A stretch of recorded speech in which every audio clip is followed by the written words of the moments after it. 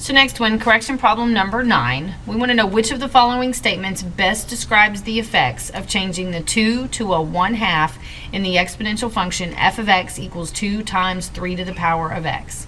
There's a couple ways to do this. Way number 1, first of all, you can remember that in the general exponential equation, y equals a times b to the x. If you increase the value of a, so you make a, the number in front of the first number, bigger, then the graph gets narrower. If you decrease or make the value of a smaller, then you make the graph wider. And then if you make a negative, it reflects the graph across the x-axis. Also, if b, the number that has the exponent on it, is greater than 1, then the graph will be increasing. And if the number with the exponent is between 0 and 1, so it's a fraction or a decimal, then it's decreasing. If you can't remember all of that, because that's a whole lot to remember all at once, then you're going to do the other way to do this. You're going to grab your calculator. And so what we're going to do is we're going to grab our calculator. We're going to go to y equals. And in y1, we're going to put the first equation, which was 2 times 3 to the power of x. Then in y2, we're going to put the new equation. So right here, original equation in y1, the new equation with the change made into y2. Well, I've got to change the 2 to a 1/2.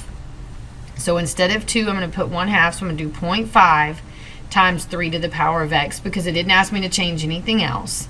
Then it says on here, too, that you need to scroll all the way to the left and then press enter 1 time so that you can make the second curve bold so it's easier to see and compare on your graph.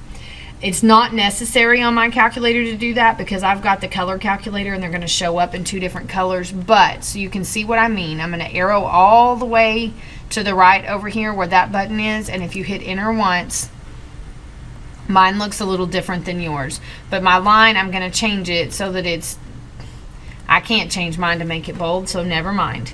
You will go all the way over to here.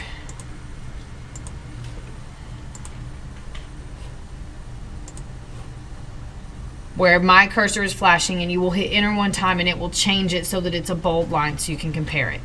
Once you do that, press graph so that you can see the 2 graphs. So here's the first one.